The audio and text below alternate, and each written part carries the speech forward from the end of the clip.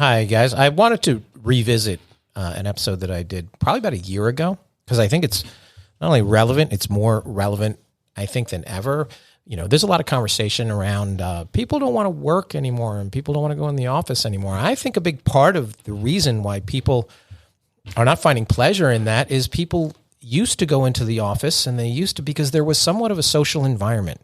And you could have fun with your coworkers and you could have fun with your colleagues and you could go out for a drink and you could find your boyfriend, girlfriend, spouse to be. And I think that the more we're getting away from that, and I'm not trying to just give you a bunch of HR violations here, the more we get away from the workplace is not a place of social interaction. I'll just say that. I think it's going to be hard to on both the work side and the dating side and the employer side and the employee side. So I want to revisit a conversation I had with Jaclyn Beck, who's an expert on this kind of thing. She brought up a lot of good points. I think I brought up a lot of good points. I think it's interesting as we move into a new year and the year ahead to take a look back and think about what we need to do to be able to share space, share time, share passion, and share projects together in a way that is productive, that is safe, and has possibilities of love, dating, a relationship at the end of it. So without further ado, let's take another listen. This is Pod Populi, podcast for the people.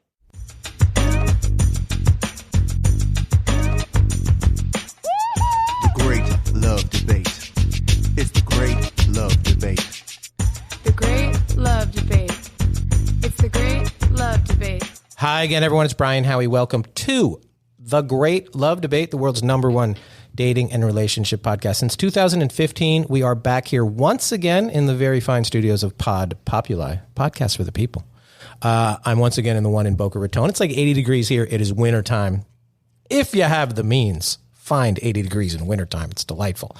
One quick note of business. So I've gotten emails about this, and you guys reach out all over the place saying, when is the 2023 list of the worst cities in America to find love coming out? And last year, this very region, South Florida, was 7th on that list.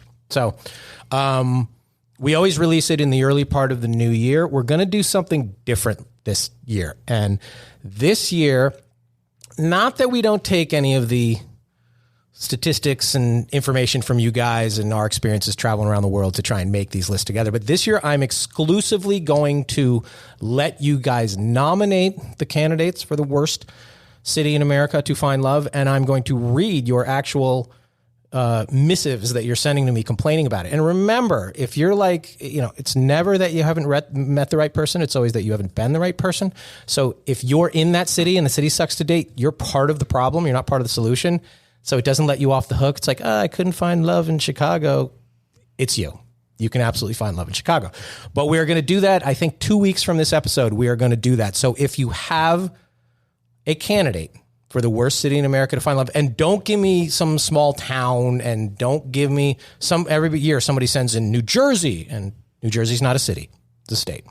So every year somebody sends me in some small town, which may or may not suck. It has to have an international airport.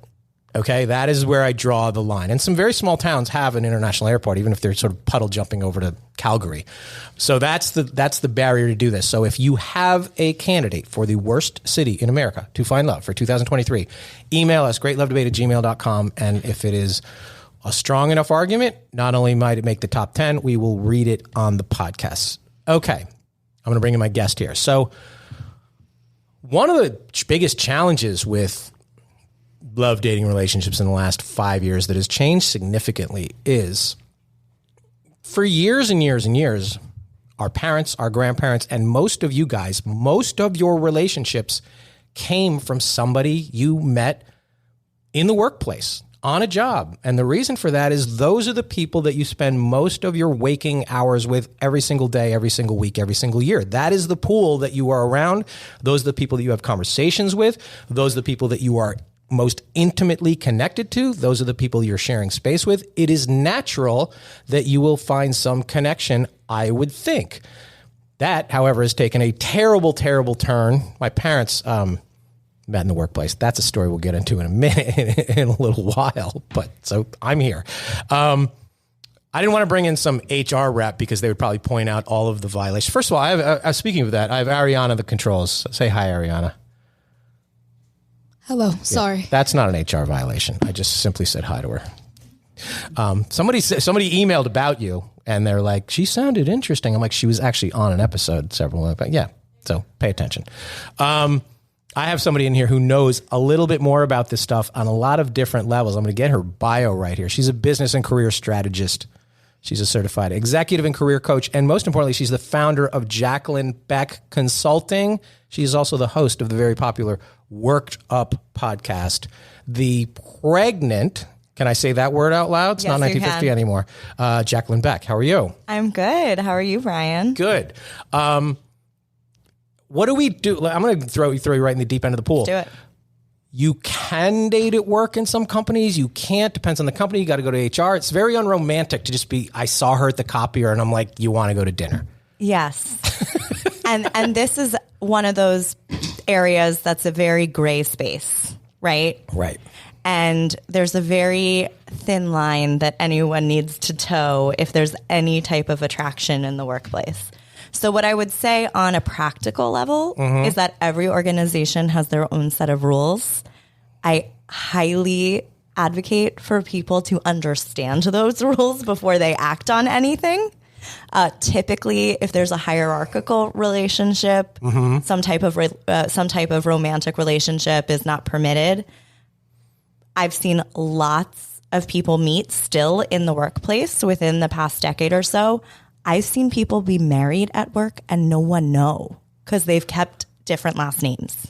Yeah. Now, the upper levels of management, they're not only concerned about the relationship on the way in, they're absolutely concerned about it on the way out. They're concerned that if it doesn't work out just as much as anything else, it's like these two people went out, it went terrible, that whole thing, and now it infects the office place.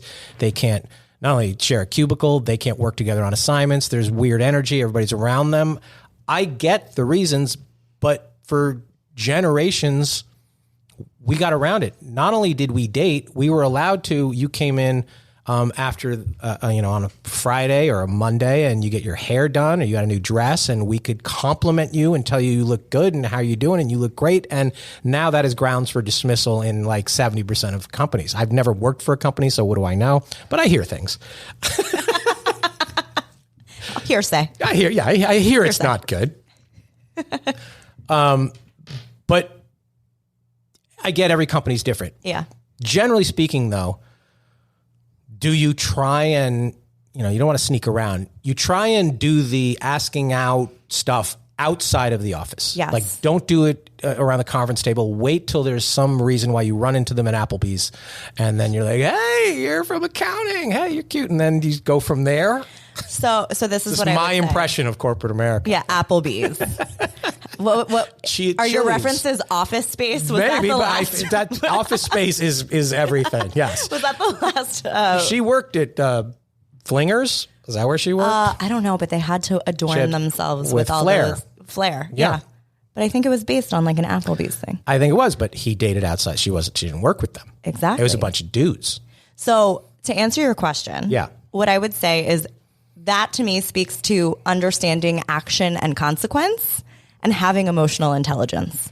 And it sounds really simplistic, but it's harder said than done. And what I mean by that is you brought up a really good point. 9 times out of 10, you're going to go out with someone who's not going to end up being your husband or wife or significant other for the rest of your life. Right. So there is that expectation, oh, wait, shit might hit the fan. Oh, wait, this might not go well. Oh, wait, one of us might really hurt each other or do something that's really messed up. And then I need to see this person every day and put on a smile, right? And there's the question node of, do I want to go down that path? Mm-hmm. Is it worth it to me? And then number 2 is, if you want to take a scientific look at it, you have a lot of data when you're working with someone. You said at the beginning, you see the way they communicate with people, you see how they interact, you share things with them, you spend most of their time with them. If you're attracted to them, if there is a level of attraction or knowledge, it's because you have that data.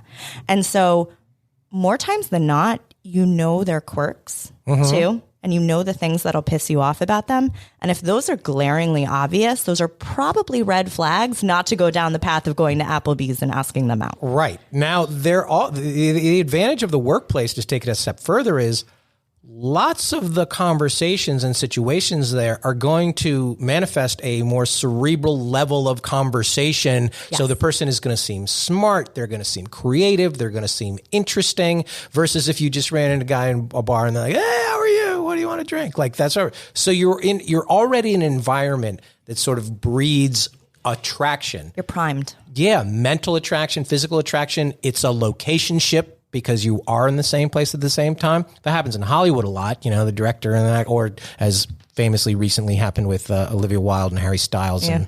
And it makes everybody else a little bit uncomfortable. That being said, sneaking around makes you guys uncomfortable. Yes. It's hard all the way around. Yes. I think there's, again, that's a delicate balance because you don't want to announce anything or you don't want to say anything to anyone unless you know it's the real deal.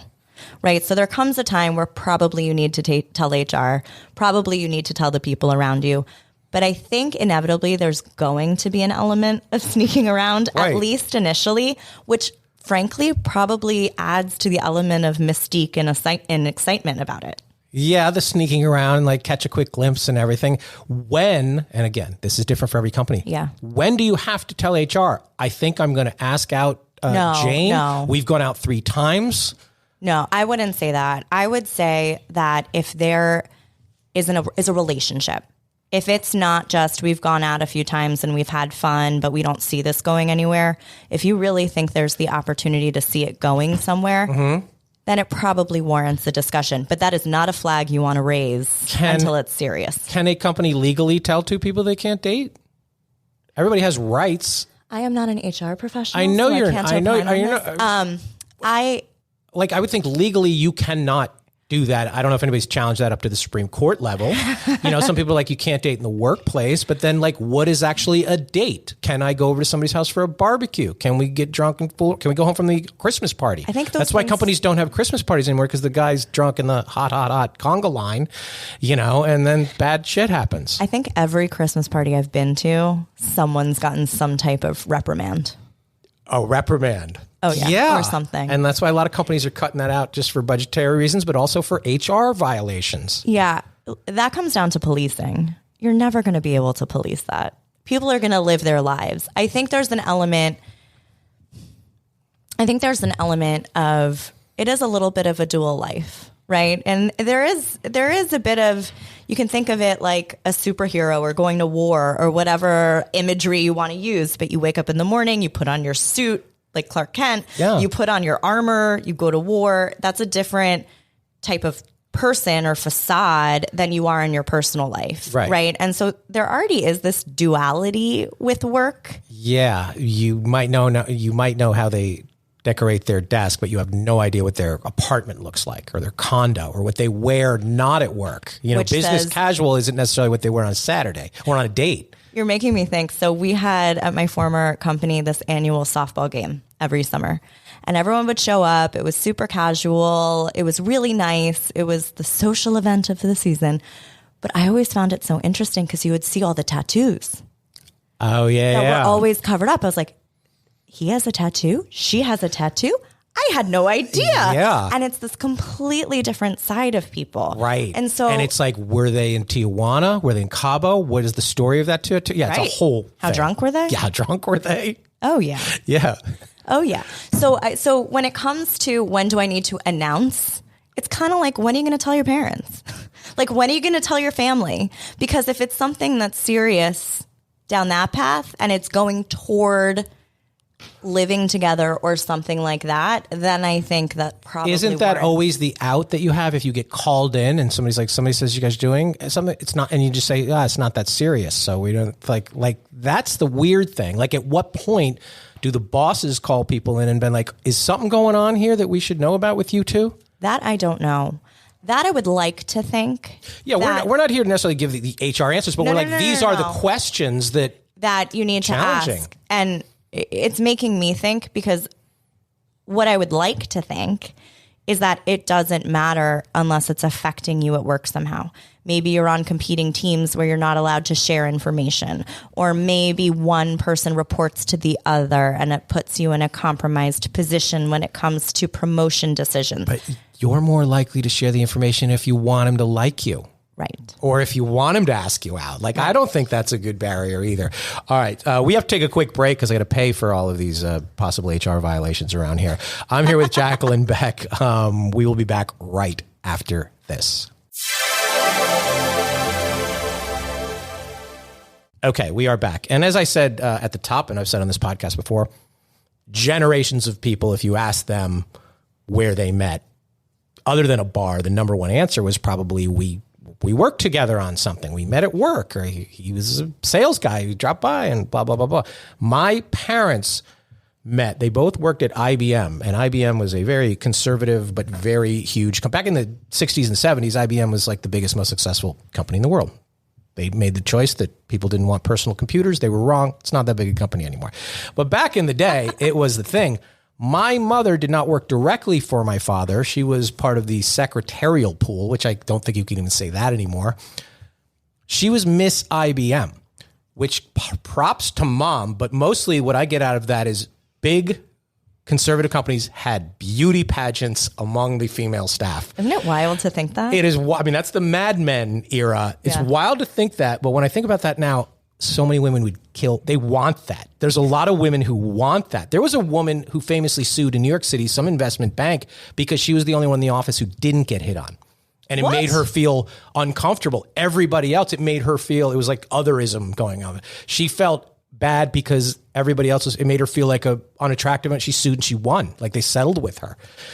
That is fascinating. You know, there's a lot of people, no matter how conservative the company is, and companies are getting less and less traditional and conservative. The IBM old days, dark suit, white shirt, that's closed-toed shoes. That's still out in a lot of the country. But a lot of people are like, you know what? I want some sort of environment where I can show my personality.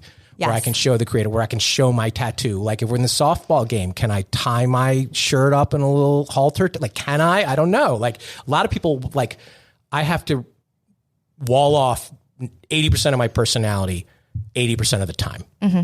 That's rough. Mm-hmm. You know? It is. And that to me is authenticity, right? You want to show up as your authentic self. You want to show up as your best self. And I'd like to think that is the same in every environment. There's also a practicality about it where, you're not going to necessarily roll into work because there's an element of having to garner respect and work your way up the hierarchy and the ladder. And to do that, you need to manage the perception of you and your personal brand. Mm-hmm. And when you think about the people who excel in corporate environments, they tend to be the ones that have their shit together. They're the ones who are organized. They're the ones who communicate really effectively. They're the ones who do what they say and say what they do. And so there's an element of self-management, I think, where I am totally for showing up in an authentic way, but it's also context and knowing what's appropriate where. And it's interesting because I think about dating and relationships. Everything you do in business is a relationship. Right. It all comes down to, what do you believe? What are your values? What is my message? How am I going to communicate it? How much can you be trusted? Trust. How authentic are you? How good are you communicating what you want? Yeah, all of it. They are relationships. It is. And there's an entire body of science right now on emotional intelligence and how it improves outcomes in office environments. I used to, when I would hire people, I was always trying, because there's just questions you cannot ask. And there's so many questions that I'm like, why can't I ask that? Why can't can I see the list of prescription medications that you're on, please? I think it matters. Like, have you ever, what kind of anger management issues do you? I kind of want to know, like, do you have a girlfriend, boyfriend, married? Like, I want to know how stable you are. If you're just like, I'm out every night and whatever, like, I want to know. I want to know how many drinks you had this weekend. Like, so you're talking to responsibility. I'm talking, but it's wrong. Like, I've tried to guess every which way, and I'm like, she's attractive, which means that she'll get a lot of dates, so she'll be happier in her social life. Or the other way around. I'm like, she's unattractive. She's not going to be bothered with dating. She'll just work here. Like, it's terrible, the math I've done on all of this. I'm never right. I've gotten it wrong every possible way, and not just women too, guys too. I'm like, he's not interested in girls, and so he doesn't care, or, and then you're like, oh, somebody who's not dating at all. It's like, oh, they're a happily married mom of 2, and then they're in a very serious relationship with the 2 kids, and that's their So I basically just be like, hope for the best or whatever, but every once in a while something comes up and I'm like, why couldn't I find that out on a job interview? So it's ancillary, but it's related. A lot of companies are using entrance assessments to do things like that. So there are emotional intelligence assessments, there are behavioral assessments, thinking style assessments, motivational assessments, so that you can try and get a clearer picture of the person you're hiring before you hire them. And you should hire that company before you go on a date too, to assess your date, because it is the same thing. Everybody can be fine in a moment or for a short period of time or several years, and then one relationship and everything goes bad. Yeah. Or somebody loses their mind. So there's really, everything's a roll of the dice with the relationships. You said everything is a relationship. I agree with you. Somebody could have a perfectly normal life going on and then they have drama at home. They get divorced. This stuff used to be taboo to even talk about in corporate America, but now those companies are getting smart and they are bringing in as guest speakers. It's not just the fitness people or whatever. They're bringing in the relationship people. Yes. They're bringing in confidence people. I do speeches all the time where I do communication and confidence, because somebody came to one of my shows and like, he kind of knows what he's talking about. I don't know what I'm talking about, but thank you for the money. At least not when it comes to pre-registering someone when they're... Yeah, I know, but I'm always like, you never know what forks in the road are going to make somebody go a different way. Yes. And so these companies that are trying to control behavior outside of the workplace when they really don't even have a good handle on it inside the workplace, that's rough. That makes me think of parenting. Yeah, because you think of different types of parents, and inevitably, when I was growing up, the people who had totally overbearing helicopter parents who said no to everything were the biggest drug addicts, were the one who smoked the most pot, who were the ones who drank the most. And when I look at the people who had a longer leash, they had the opportunity to kind of self-regulate and decide what was right and what was wrong and experiment and push the boundaries and say, oh, I don't want to do that. And I think it's similar, right? No one's going to be able to control everything. It's about what's in your control. The people that have always been the best people to work with and for me, I always looked back and thought, I didn't know anything about their life outside of work. They just they show up to the job and they do what they're supposed to do. Anything about it. But you don't get as close to those people. Which do you prefer?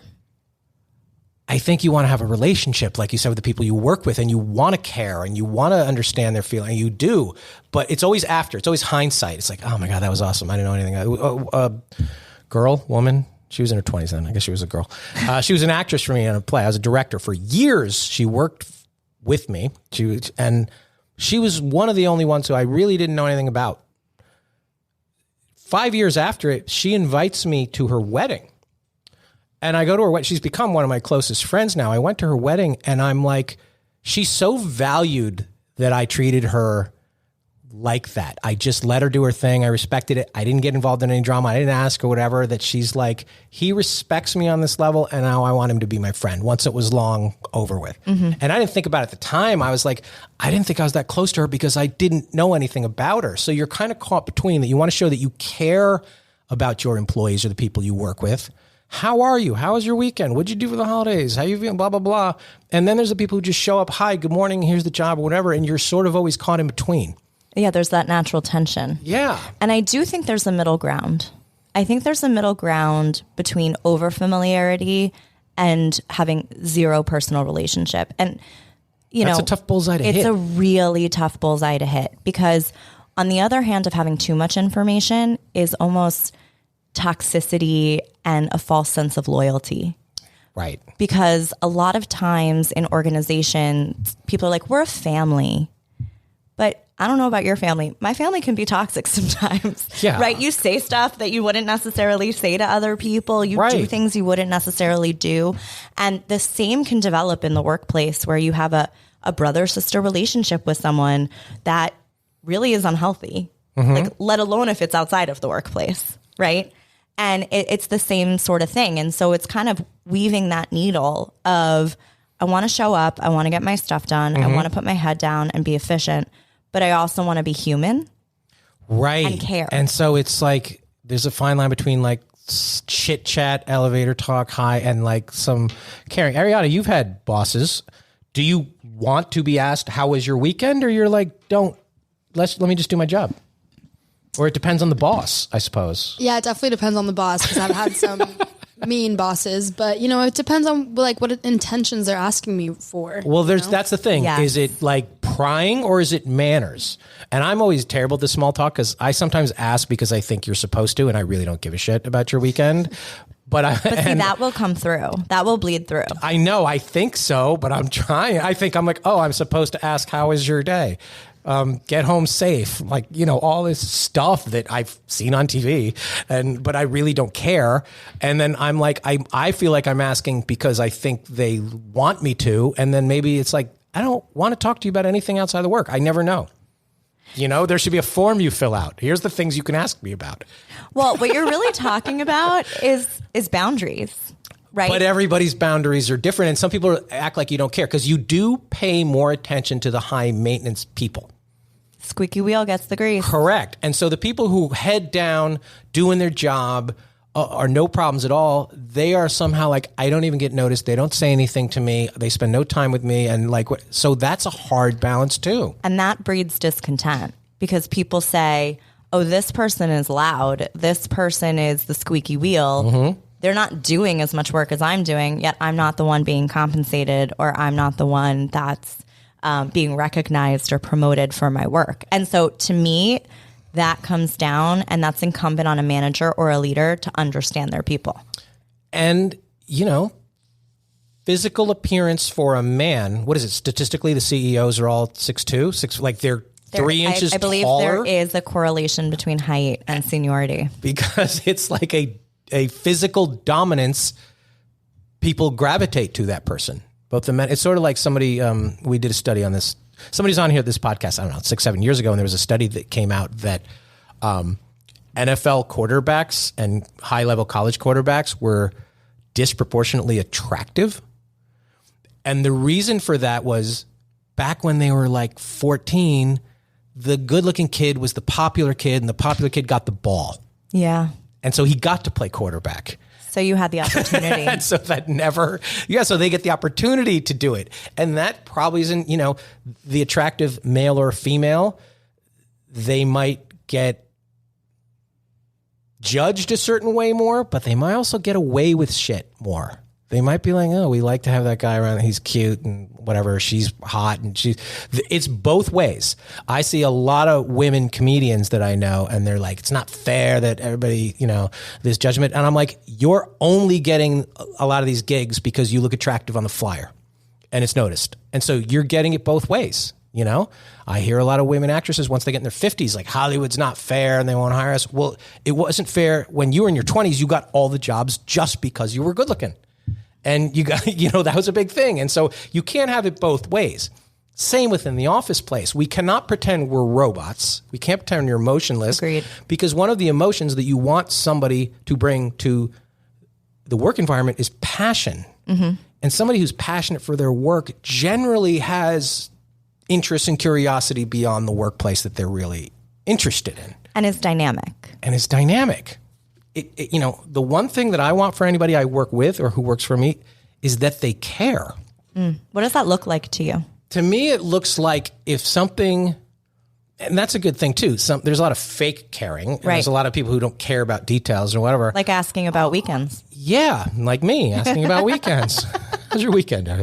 I want to show that they care, meaning that. And it's not just like staying 5 minutes late or coming 5 minutes early. It's that you can tell they are vested in the outcome of the project, the day, the assignment. They get excited when good things happen. They get disappointed when but then again, you're judging somebody on their poker face.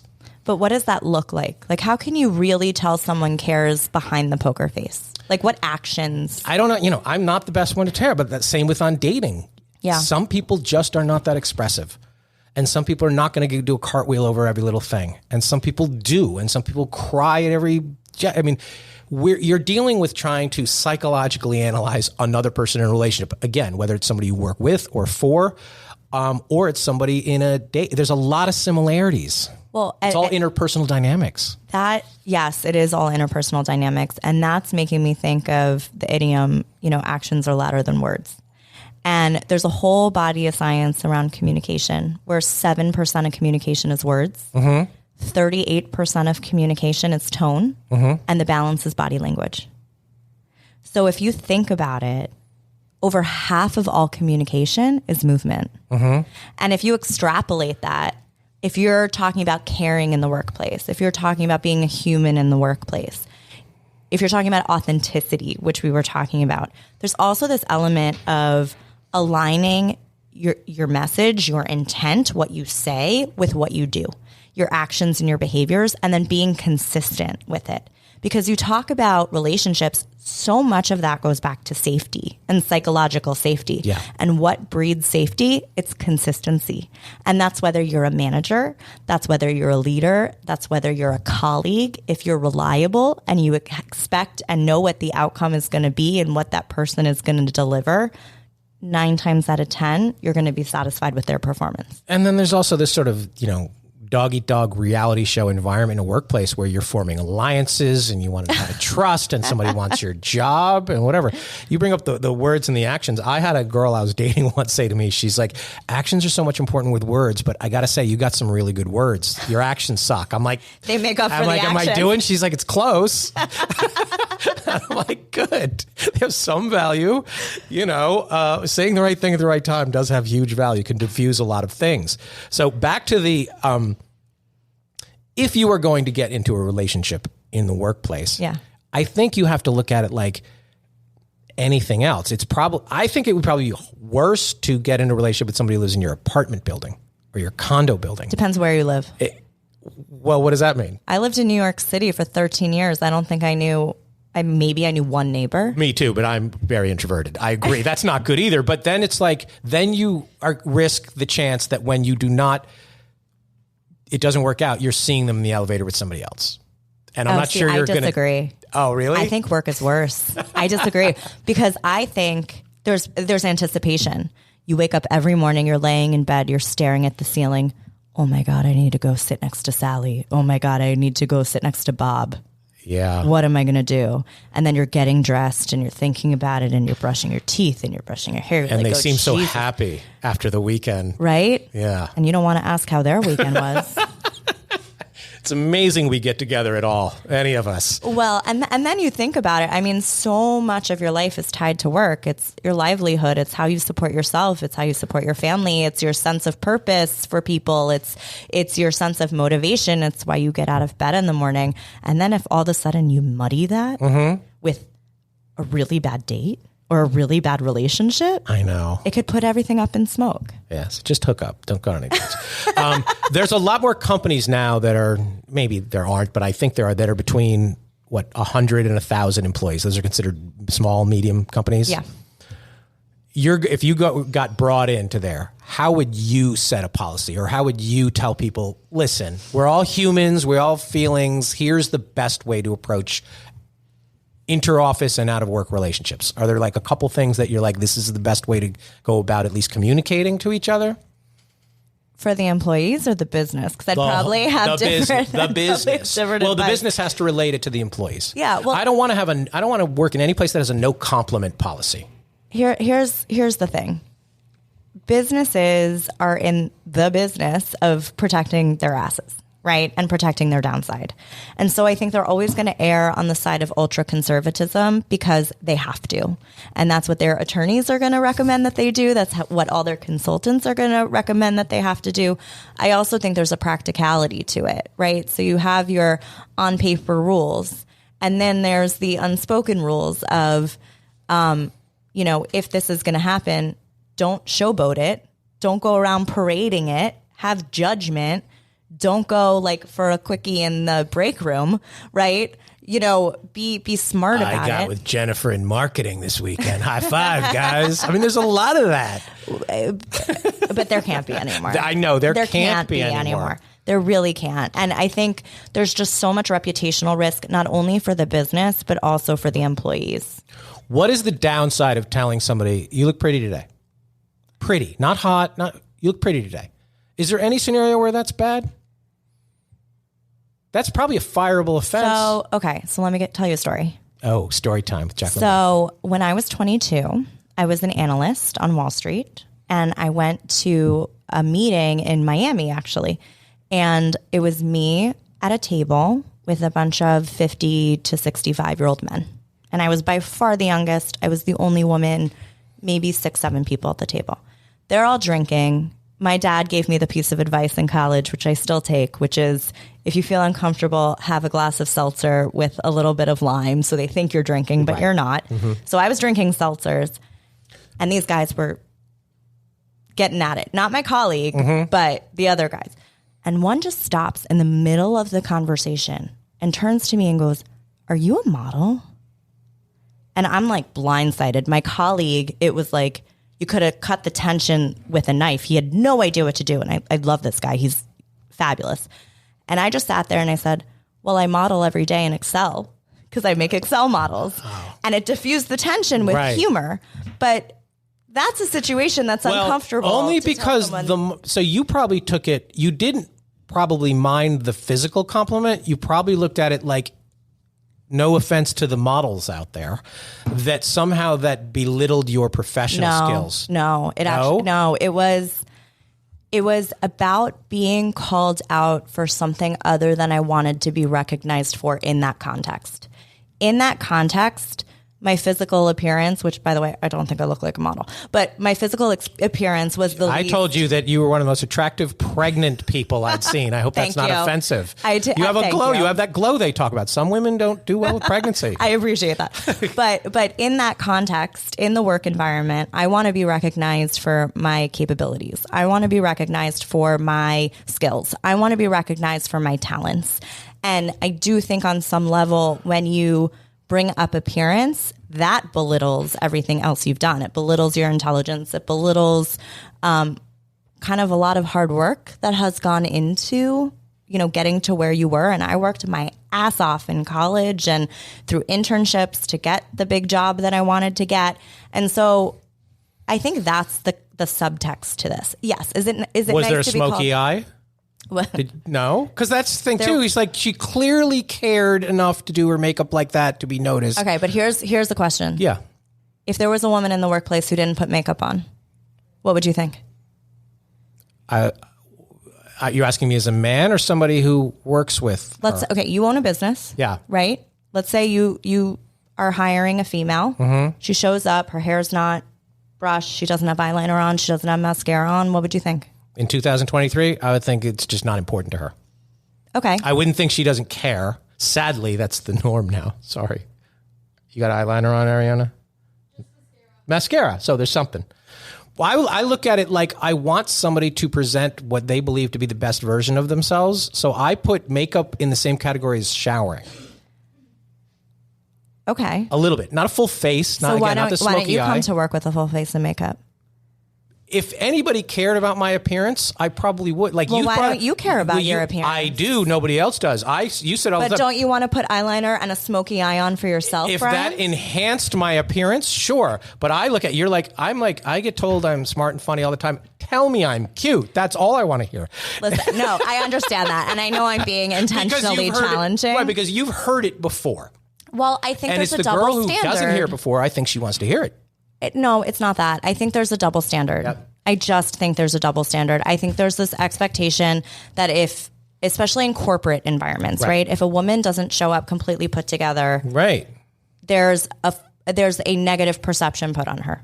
If a guy doesn't, he just is disheveled, and it's funny, and that's Bob. I don't know why I keep using the word Bob, but there is this double standard, and I was just being intentionally challenging to you there. I mean, but there is this thing, like, yeah, of course I'm going to show up to a business meeting in eyeliner and mascara because that's the expectation. Yes, I want to present it for myself, but that's also the norm. That's the expectation. The cultural norm is not for a man to show up with a full face of makeup. I know a lot of women who are attorneys, courtroom attorneys. Half of them believe if I look my best or look the way I would out in the world, I'm not going to get taken seriously. And half of them are like, it's a power that I have, and I'm going to manipulate men with my tight suit and my makeup. Perception is reality. Right. And some of them are like, it's just how they choose to fight the battle. And it is a battle. It's a battle. It's a battle. Yeah. And look, I'm not advocating one way. I think everyone should do what makes them feel the best. Absolutely. I think there are certain levels of appropriateness in workplace, etc. All I'm saying is that there's a certain expectation for how you present yourself. And I do think that there's a double standard for women in the workplace. So don't tell somebody she's pretty? At work? Or not that she is pretty. That's bad. That you look pretty today. Does that imply you don't look pretty every day? Like if somebody looked like clearly got their hair done, like, can we say that? I think it matters. I want to be able to say that as a dude. I think that's where personal relationship comes in, because I've been really fortunate. Mm-hmm. I've made some of my very, very, very best friends at work, and a lot of them are men, and a lot of them will be like, "Oh, you got a haircut. It looks good." And I'll be like, "Thanks." That to me is friendly. If someone I had a less familiar relationship said that to me, I'd be like, "Oh, that's creepy. Why is he noticing my haircut?" So I think I think this all comes back to context and understanding the individual relationship. There's no way to understand the individual relationship. Ariana, what do you think? I don't know. Like I don't know. I think we should, as society, we're worse off that we pretend that we don't notice each other's appearance. I agree with her. I think it depends on what type of relationship you have with the person. You'll work together. That's the relationship. That's it. You share office space. Yeah, but there's different levels of working together. You get you suddenly go blonde, and you come in on Monday and be like, "Wow, your hair, you look awesome." Can I say that? Yeah, because I know you, and I'm like, I feel, and same with Ben. Like I'm comfortable with Ben, where it's like if he compliments me, it's friendly. It's not creepy. Well, that's not. I don't think that's a compliment. It's no. Well. No, I guess you just said it sounds it's good. Noticing something that you clearly did to enhance your appearance, and I'm acknowledging that. Can I do that? Context. I know. I Well, really context think gets it's people context. fired in 2023. No, but it doesn't, because what gets people fired in 2023 is the wrong context. Let's say someone were to say something uncomfortable to me to the point that I had to go to HR. I need to feel really uncomfortable, because you also have to think there's a lot of women there that don't want to screw up their career trajectory by reporting things either, which I don't advocate for that either, right? I think if something happens, you should definitely report it. But I'm only saying that to mean if one of my friends said something to me like, "Oh, I'm a brunette. Oh, you dyed your hair blonde? It looks really good." I'd be like, "Thanks." It wouldn't even dawn on me to go report that. So why would he ever get fired for saying that? I got interviewed morning television thing a couple years ago, and before we went on air, I didn't know the anchor who was interviewing me, and she came out, and I said, "Oh my God, that is a super cute dress." Doesn't say anything. We go and do the interview. Thank you, whatever. About 2 months later, she emails me and she goes, "I really appreciate you noticed the dress. Most people wouldn't say anything. I like that you did that." She wasn't hitting on me. She wasn't doing anything. It just like dawned on her. But you weren't commenting on her. You were commenting on the article. Well, the only clothing. reason it was a super cute dress was because she made it look super cute. I get it. I'm smart. You pick on the clothing, it works. I wasn't hitting on her, but it really was a super cute dress for morning news at 6 o'clock. You're strategic, Brian. Well, I mean, I think you have to be. If you comment on hair or jewelry or dress, I think you are strategic. You're not commenting on our body parts. You're not like, "Oh man, you look like you lost weight." Can I say that? You look like that's okay. I will say this.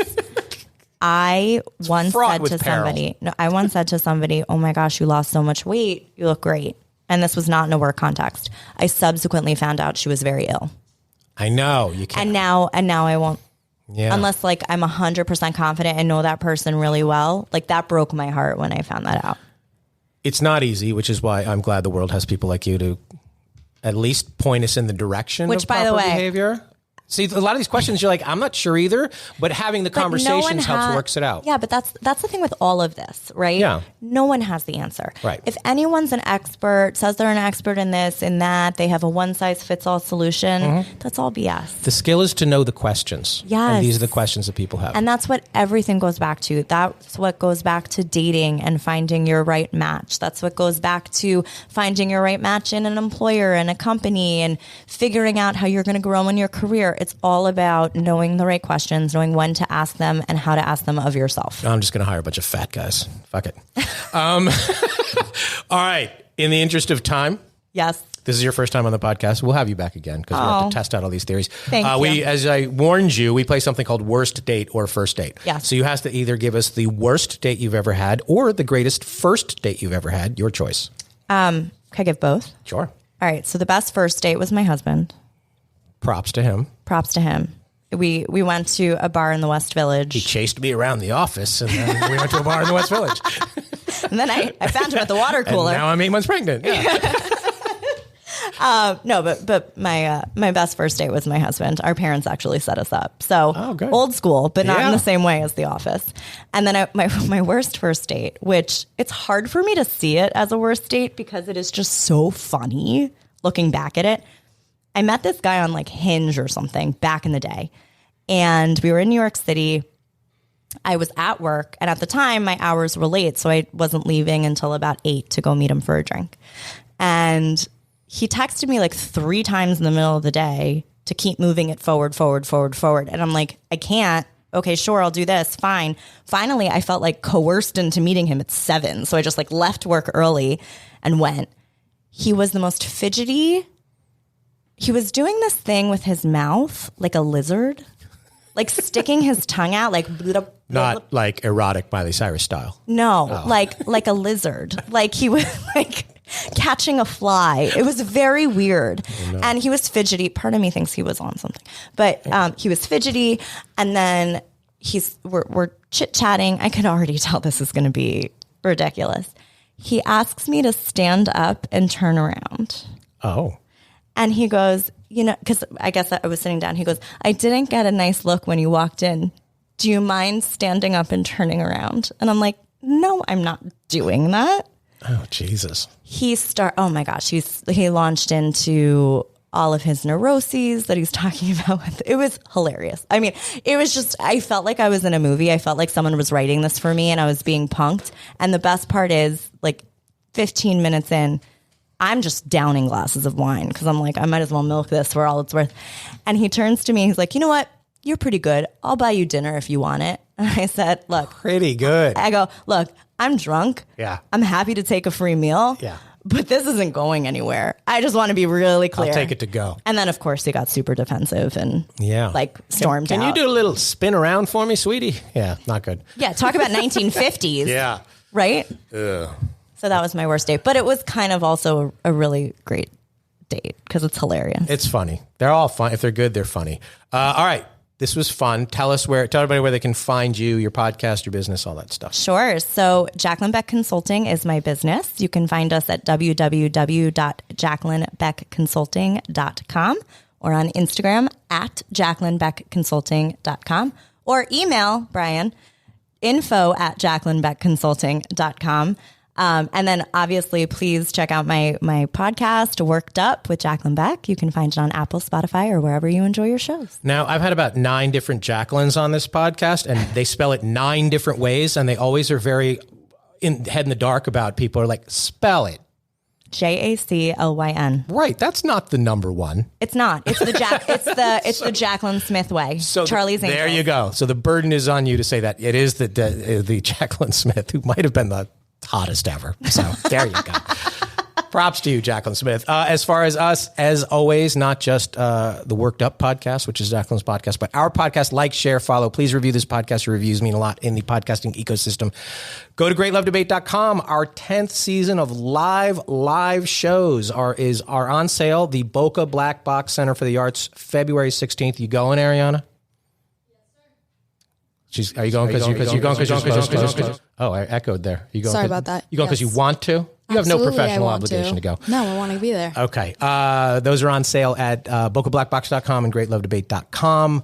As I said at the top, shoot us an email, greatlovedebate@gmail.com. If you have a candidate for the worst city in America to find love, has to be big enough to have an international airport, send that to us. Because as always, at the Great Love Debate, we never stop making love. See you next time.